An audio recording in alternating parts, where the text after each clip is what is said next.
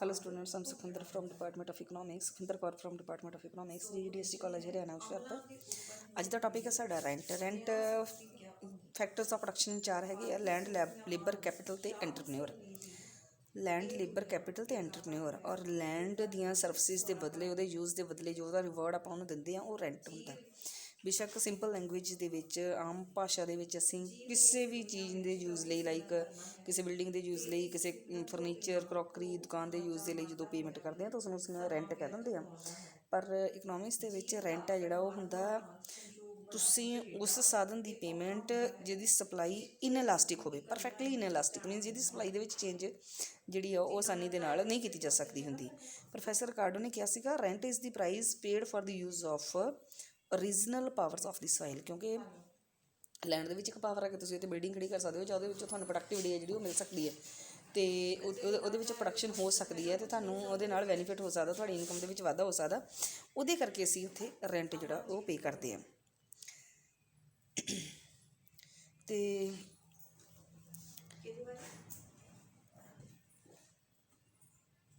Land ਦੀ ਜਿਹੜੀ supply ਆ ਉਹ ਪਰਫੈਕਟਲੀ ਇਨਇਲਾਸਟਿਕ ਆ। ਅਤੇ ਇਕਨੋਮਿਕ ਰੈਂਟ ਵੀ ਕਿਹਾ ਜਾਂਦਾ ਇਸ ਨੂੰ। ਇਕਨੋਮਿਕ ਰੈਂਟ ਕੀ ਹੁੰਦਾ ਅਸਲ 'ਚ? The price paid for the use of services of land. Land ਦੀਆਂ ਸਰਵਿਸਿਜ਼ ਦੇ ਬਦਲੇ ਜੋ ਅਸੀਂ ਪ੍ਰਾਈਜ਼ ਪੇ ਕਰਾਂਗੇ ਉਸਨੂੰ ਆਪਾਂ ਇਕਨੋਮਿਕ ਰੈਂਟ ਕਹਾਂਗੇ।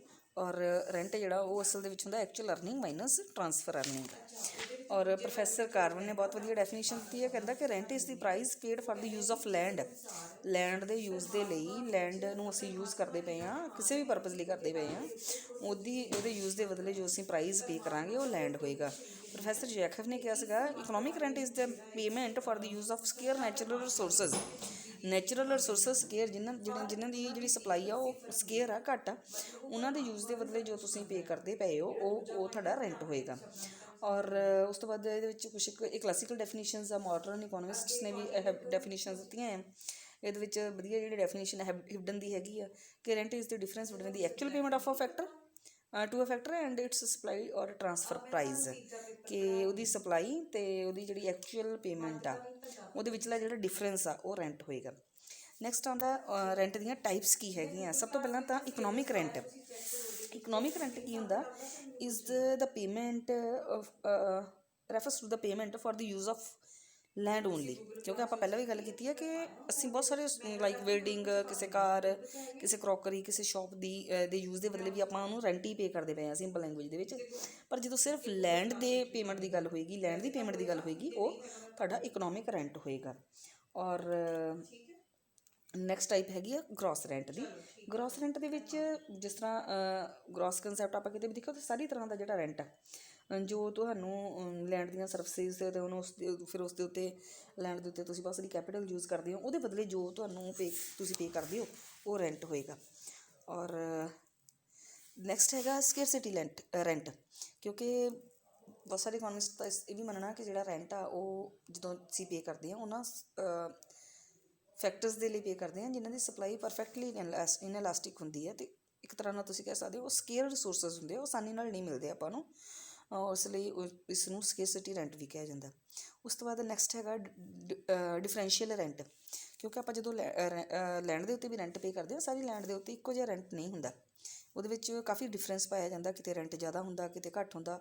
ਉਹਦੀ ਫਰਟੀਲਿਟੀ ਦੇ ਅਕੋਰਡਿੰਗ ਵੀ ਹੁੰਦਾ ਕਿ ਜੇ ਲੈਂਡ ਬਹੁਤ ਜ਼ਿਆਦਾ ਫਰਟਾਈਲ ਹੋਏਗੀ ਤਾਂ ਉਹਦਾ ਰੈਂਟ ਆਪਾਂ ਜ਼ਿਆਦਾ ਪੇ ਕਰਾਂਗੇ, ਜਾਂ ਫਿਰ ਜੇ ਲੈਂਡ ਦੀ ਜਿਹੜੀ ਲੋਕੇਸ਼ਨ ਆ ਮੰਨ ਲਓ ਮਾਰਕੀਟ ਦੇ ਨੇੜੇ ਆ ਤਾਂ ਵੀ ਉੱਥੇ ਆਪਾਂ ਰੈਂਟ ਜ਼ਿਆਦਾ ਪੇ ਕਰਾਂਗੇ, ਅਤੇ ਇਸ ਕਰਕੇ ਇਸ ਨੂੰ ਡਿਫਰੈਂਸ਼ੀਅਲ ਰੈਂਟ ਵੀ ਕਿਹਾ ਜਾਂਦਾ।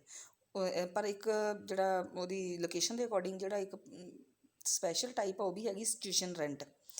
ਕਿ ਉਹਦੀ ਜਿਹੜੀ ਸਥਿਤੀ ਆ ਉਹ ਕਿੱਥੇ ਆ, ਮੰਡੀ ਦੇ ਨੇੜੇ ਆ, ਸਿਟੀ ਦੇ ਨੇੜੇ ਆ ਤਾਂ ਰੈਂਟ ਜ਼ਿਆਦਾ ਹੋਏਗਾ। ਜੇ ਬਹੁਤ ਜ਼ਿਆਦਾ ਇੰਟੀਰੀਅਰ ਦੇ ਵਿੱਚ ਜਾ ਕੇ, ਮੰਡੀ ਤੋਂ ਬਹੁਤ ਜ਼ਿਆਦਾ ਦੂਰ ਜਾ ਕੇ ਕਿਤੇ ਹੈਗਾ ਜਿੱਥੇ ਟਰਾਂਸਪੋਰਟੇਸ਼ਨ ਈਜ਼ੀਲੀ ਅਵੇਲੇਬਲ ਨਹੀਂ ਹੈਗੀ, ਔਰ ਜਿਹੜੀ ਪਿੰਡਾਂ ਦੇ ਨਾਲ ਲੱਗਦੀ ਪਈ ਹੈ ਕਿਤੇ, ਅਤੇ ਉਸ ਨੂੰ ਤੁਸੀਂ ਸਿਚੁਏਸ਼ਨ ਰੈਂਟ ਵੀ ਕਹਿੰਦੇ ਹੋ। ਅਤੇ ਡਿਫਰੈਂਸ਼ੀਅਲ ਰੈਂਟ ਜਦੋਂ ਤੁਸੀਂ ਇੱਕ ਹੀ ਲੈਂਡ ਦੇ ਲਈ ਮਤਲਬ ਲੈਂਡ ਦੇ ਲਈ ਅਲੱਗ-ਅਲੱਗ ਤਰ੍ਹਾਂ ਦੇ ਜਿਹੜੇ ਤੁਹਾਡੇ ਰੈਂਟ ਹੋਣਗੇ, ਅਤੇ ਸਿਚੁਏਸ਼ਨ ਜਿਹੜਾ ਉਹਦੀ ਲੋਕੇਸ਼ਨ ਦੇ ਅਕੋਰਡਿੰਗ ਰੈਂਟ ਹੋਏਗਾ। ਨੈਕਸਟ ਸਾਡੇ ਕੋਲ ਹੈਗਾ ਥਿਊਰੀਜ਼ ਆਫ ਰੈਂਟ। ਦੋ ਥਿਊਰੀਜ਼ ਸਾਡੇ ਕੋਲ ਹੈਗੀਆਂ। ਫਸਟ ਥਿਊਰੀ ਕਿਉਂਕਿ ਰਿਕਾਰਡੋ ਦਾ ਕੰਸੈਪਟ ਆ ਬੇਸਿਕਲੀ ਇਹ, ਅਤੇ ਰਿਕਾਰਡੀਅਨ ਥਿਊਰੀ ਆਫ ਰੈਂਟ ਆ। ਦੈਨ ਉਸ ਤੋਂ ਬਾਅਦ ਮਾਡਰਨ ਇਕੋਨਮਿਸਟ ਜਿਹੜੇ ਆ ਉਹਨਾਂ ਨੇ ਇਹ ਸਿਧਾਂਤ ਦਿੱਤਾ ਹੈ, ਮਾਡਰਨ ਥਿਊਰੀ ਆਫ ਰੈਂਟ ਆ। ਪਰ ਅੱਜ ਦੇ ਲੈਕਚਰ ਦੇ ਵਿੱਚ ਅਸੀਂ ਜਿਹੜੀ ਰਿਕਾਰਡੀਅਨ ਥਿਊਰੀ ਆ ਉਹਨੂੰ ਕਰਾਂਗੇ ਡਿਟੇਲ ਦੇ ਵਿੱਚ। ਤੇ ਮਾਡਰਨ ਥਿਊਰੀ ਆਪਾਂ ਨੈਕਸਟ ਲੈਕਚਰ ਦੇ ਵਿੱਚ ਕਰਾਂਗੇ। ਰਿਕਾਰਡਿੰਗ ਥਿਊਰੀ ਆਫ ਰੈਂਟ ਆ ਜਿਹੜੀ, ਇਹ ਕਿਉਂਕਿ ਕਲਾਸੀਕਲ ਇਕੋਨਮਿਸਟ ਸੀਗਾ ਰਿਕਾਰਡੋ, ਇਸ ਲਈ ਇਸਨੂੰ ਕਲਾਸੀਕਲ ਥਿਊਰੀ ਆਫ ਰੈਂਟ ਵੀ ਕਿਹਾ ਜਾਂਦਾ। ਔਰ ਡੇਵਿਡ ਰਿਕਾਰਡੋ ਇਕੋਨਮਿਸਟ ਹੈ, ਔਰ ਉਹਨਾਂ ਨੇ ਜਿਹੜੀ ਉਹਨਾਂ ਦੀ ਕਿਤਾਬ ਸੀਗੀ principals of political economy and taxation, principals of political economy and taxation 1817 ਦੇ ਵਿੱਚ ਇਹ ਬੁੱਕ ਆਈ ਸੀ। ਔਰ ਇਸ ਬੁੱਕ ਦੇ ਵਿੱਚ ਉਹਨਾਂ ਨੇ ਪੂਰੇ ਡਿਟੇਲ ਦੇ ਵਿੱਚ, ਪੂਰੇ ਸਿਸਟਮੈਟਿਕ ਵੇ ਦੇ ਵਿੱਚ ਇਸ ਸਿਧਾਂਤ ਆ ਜਿਹੜਾ, ਇਹ ਜਿਹੜਾ ਥਿਊਰੀ ਹੈ ਇਹਨੂੰ ਦਿੱਤਾ ਹੈ। ਔਰ ਪ੍ਰੋਫੈਸਰ ਰਿਕਾਰਡੋ ਨੇ ਕੀ ਕਿਹਾ ਸੀਗਾ ਕਿ ਜਿਹੜਾ ਰੈਂਟ ਆ, rent is the portion of the produce of ਦੀ ਅਰਥ ਵਿਚ is paid to the landlord for the use of original powers of the soil. Means ਤੁਹਾਡੀ ਜਿਹੜੀ ਪ੍ਰੋਡਕਸ਼ਨ ਹੁੰਦੀ ਆ, ਤੁਹਾਡੀ ਜਿਹੜੀ ਪ੍ਰੋਡਕਸ਼ਨ ਮੀਨਸ ਤੁਹਾਡੀ ਇੱਕ ਤਰ੍ਹਾਂ ਨਾਲ ਆਮਦਨ ਹੋ ਗਈ, ਅਤੇ ਕਿਉਂਕਿ ਤੁਹਾਡੀ ਪ੍ਰੋਡਕਸ਼ਨ 'ਤੇ ਤੁਹਾਡੀ ਪ੍ਰੋਡਿਊਸ 'ਤੇ ਤੁਹਾਡੀ ਆਮਦਨ ਡਿਪੈਂਡ ਕਰਦੀ ਹੈ। ਉਸ ਦਾ ਉਹ ਇੱਕ ਪਾਰਟ ਜਿਹੜਾ ਤੁਸੀਂ ਲੈਂਡਲੋਰਡ ਨੂੰ ਦਿੰਦੇ ਪਏ ਹੋ, ਕਿਉਂਕਿ ਤੁਸੀਂ ਉਹਦੀ ਸੋਇਲ ਨੂੰ ਯੂਜ਼ ਕਰਦੇ ਪਏ ਹੋ, ਸੋਇਲ ਦੀਆਂ ਪਾਵਰਸ ਨੂੰ ਯੂਜ਼ ਕਰਦੇ ਪਏ ਹੋ, ਅਤੇ ਉਹ ਰੈਂਟ ਹੋਏਗਾ। ਔਰ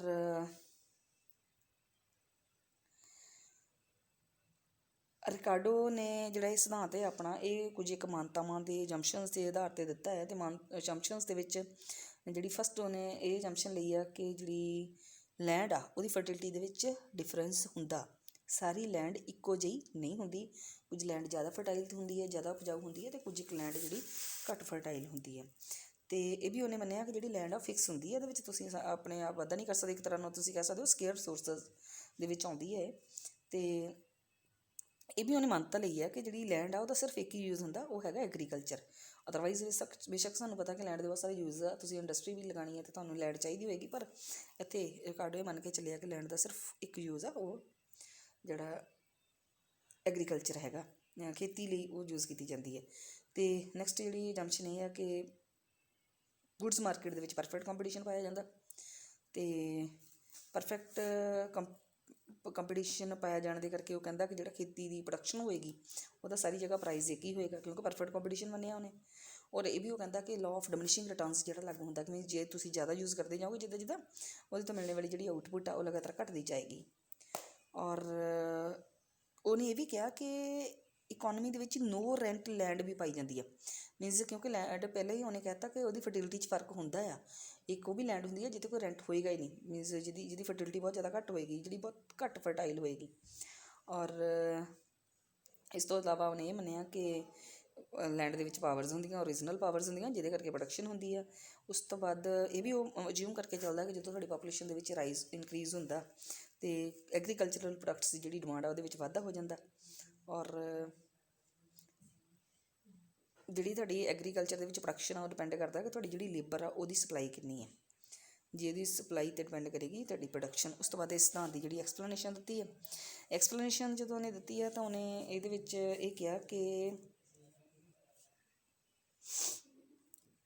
ਇਹ ਸਿਧਾਂਤ ਉਹ ਉਸ ਦੇਸ਼ ਲਈ ਦਿੰਦਾ ਪਿਆ, ਜਾਂ ਇਸ ਸਿਧਾਂਤ ਦੀ ਐਕਸਪਲੇਨੇਸ਼ਨ ਉਸ ਇਕੋਨਮੀ ਦੇ ਨਾਲ ਦਿੰਦਾ ਪਿਆ ਜਿਹੜੀ ਨਵੀਂ ਆਜ਼ਾਦ ਹੋਈ ਹੈ ਜਾਂ ਆਬਾਦ ਹੋਈ ਹੈ।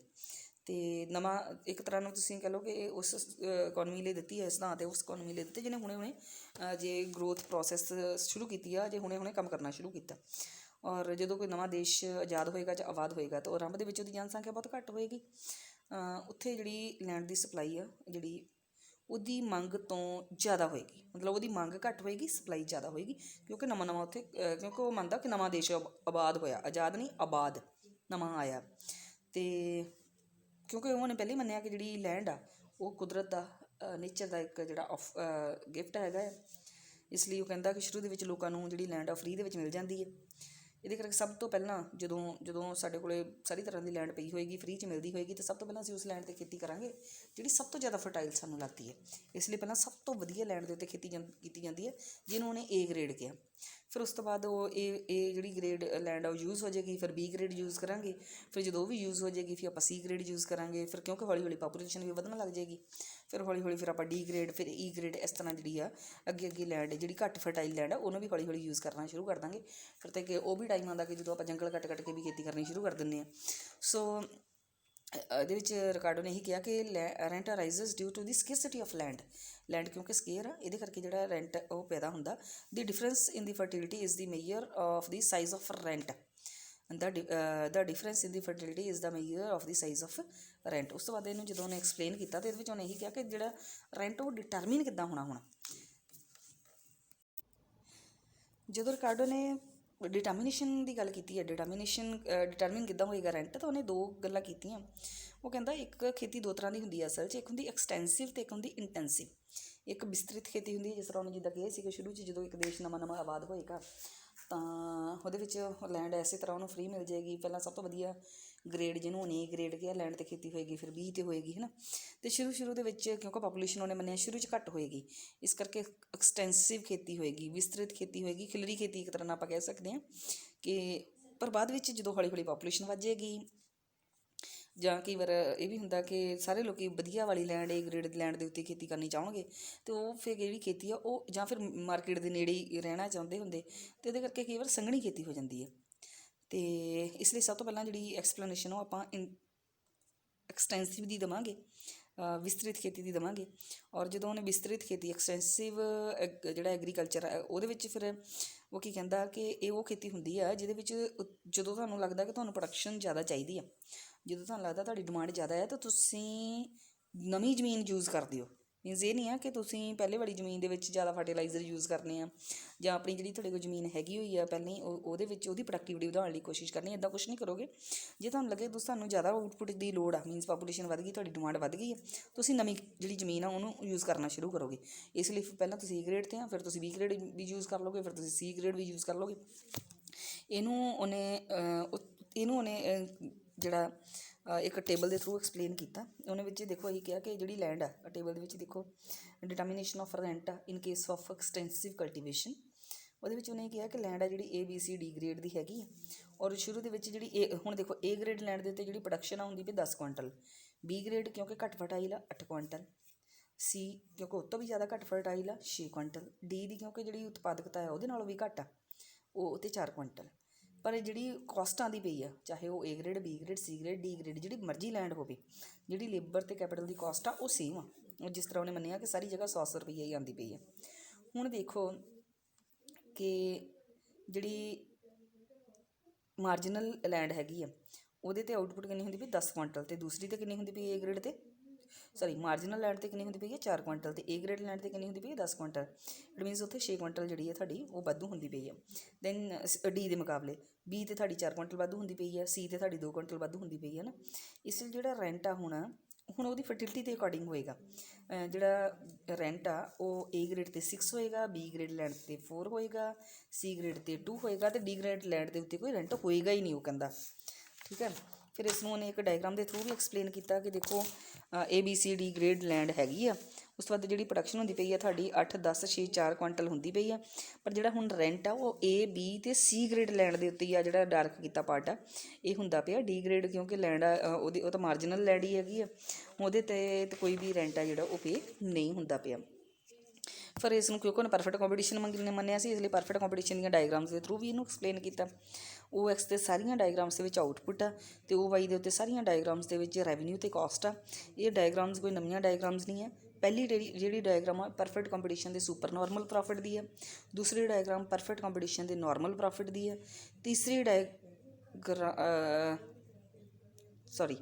ਪਹਿਲੀ ਡਾਇਗਰਾਮ ਪਰਫੈਕਟ ਕੰਪੀਟੀਸ਼ਨ ਦੇ ਸੁਪਰ ਨਾਰਮਲ ਪ੍ਰੋਫਿਟ ਦੀ ਹੈ, ਦੂਸਰੀ ਡਾਇਗਰਾਮ ਵੀ ਪਰਫੈਕਟ ਕੰਪੀਟੀਸ਼ਨ ਦੇ ਸੁਪਰ ਨਾਰਮਲ ਪ੍ਰੋਫਿਟ ਦੀ ਹੈ, ਪਰ ਇੱਥੇ ਪ੍ਰੋਫਿਟ ਥੋੜ੍ਹਾ ਘੱਟ ਗਿਆ।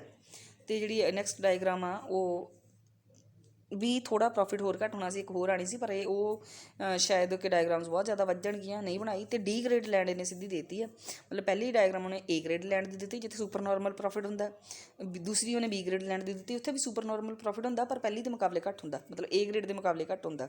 ਸੀ ਗ੍ਰੇਡ 'ਤੇ ਵੀ ਸੁਪਰ ਨਾਰਮਲ ਪ੍ਰੋਫਿਟ ਹੀ ਆ, ਪਰ ਉਹ ਏ ਅਤੇ ਬੀ ਦੇ ਮੁਕਾਬਲੇ ਥੋੜ੍ਹਾ ਘੱਟ ਹੁੰਦਾ, ਪਰ ਉਹ ਡਾਇਗਰਾਮ ਇੱਥੇ ਨਹੀਂ ਦਿੱਤੀ ਗਈ ਅਤੇ ਆਪਾਂ ਵੀ ਪੇਪਰ ਦੇ ਵਿੱਚ ਨਹੀਂ ਦੇਣੀ। ਅਤੇ ਡੀ ਗ੍ਰੇਡ ਲੈਂਡ ਦੇ ਉੱਤੇ ਕੋਈ ਸੁਪਰ ਨਾਰਮਲ ਪ੍ਰੋਫਿਟ ਨਹੀਂ ਹੁੰਦਾ, ਅਤੇ ਨੋ ਪ੍ਰੋਫਿਟ ਨੋ ਲੋਸ ਦਾ ਕੇਸ ਹੈ ਉਹ, ਅਤੇ ਇਸ ਲਈ ਸ਼ਾਇਦ ਉਹ 'ਤੇ ਕੋਈ ਰੈਂਟ ਵੀ ਨਹੀਂ ਪੇ ਕਰਦੇ ਪਏ, ਅਤੇ ਉਹ ਨਾਰਮਲ ਪ੍ਰੋਫਿਟ ਦੀ ਡਾਇਗਰਾਮ ਆ।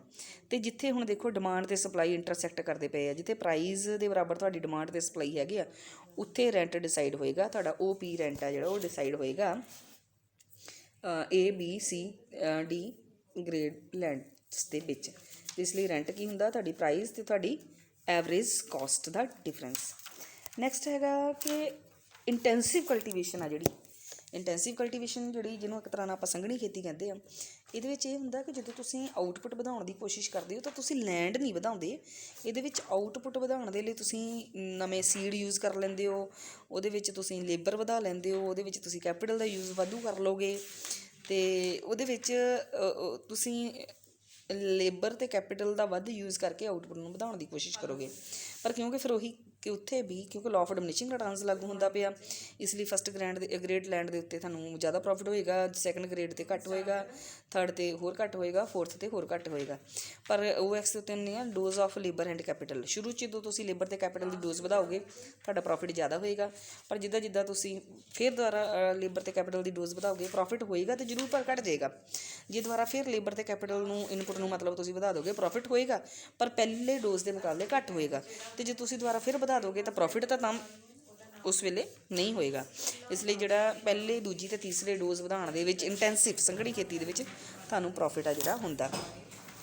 ਨੈਕਸਟ ਜਿਹੜੀ ਡਾਇਗਰਾਮ ਆ ਉਹ ਵੀ ਇੰਟੈਂਸਿਵ ਐਗਰੀਕਲਚਰ ਲਈ ਜਿਹੜੀ ਐਕਸਟੈਂਸਿਵ ਰੈਂਟ ਵਾਲੀ ਡਾਇਗਰਾਮ ਹੀ ਹੈਗੀ ਆ। ਇਹਦੇ ਵਿੱਚ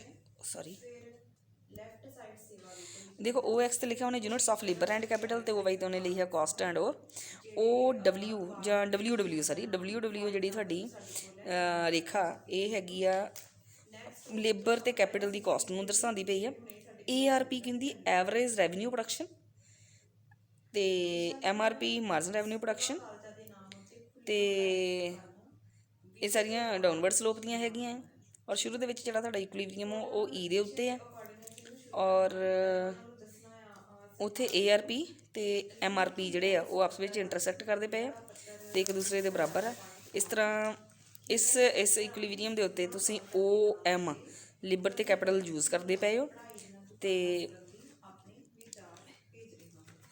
ਇਸ ਕੇਸ ਦੇ ਵਿੱਚ ਤੁਹਾਨੂੰ ਕੋਈ ਵੀ ਰੈਂਟ ਹੈ ਜਿਹੜਾ ਨਹੀਂ ਮਿਲੇਗਾ। ਅਤੇ ਮੰਨ ਲਓ ਕਿ ਭੂਮੀ ਦੇ ਉਤਪਾਦਨ ਦੀ ਕੀਮਤ ਵੱਧ ਜਾਏਗੀ ਅਤੇ MRP 1 ਹੈ ਜਿਹੜਾ ਉਹ ਉੱਪਰ ਵੱਲ ਉੱਠ ਕੇ MRP 2 ਹੋ ਜਾਏਗਾ, ਅਤੇ E1 'ਤੇ ਨਵਾਂ ਜਿਹੜਾ ਇਕੁਇਲੀਬਰੀਅਮ ਉਹ ਆ ਜਾਏਗਾ।